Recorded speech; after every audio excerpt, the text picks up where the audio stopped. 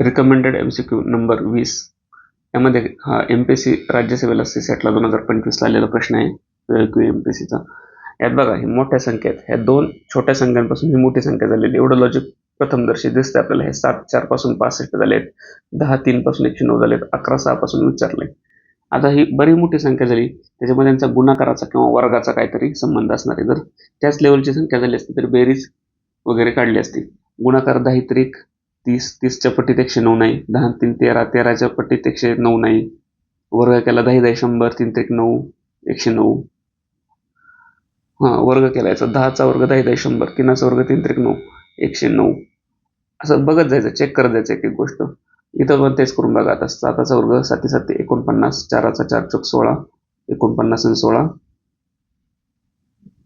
59 6 65, 11 11 121, 6 7 36, 121 आणि 36, 6 आणि 1 7, 3 आणि 2 5 आणि 1 157. पर्याय नंबर 3. म्हणजे बऱ्यापैकी मोठी संख्या असली तर गुणाकार किंवा वर्ग किंवा घन क्यूब त्या दृष्टीने जाऊ शकतो. त्याच लेवलची संख्या असली तर त्यांची बेरीज वजाबाकीत खेळू शकतो. छोटी संख्या असली तर वजाबाकी भागाकारात जाऊ शकतो. अशा प्रकारे एक एक गोष्ट चेक करत सोडवायचं. पाहिल्याबद्दल थँक्स.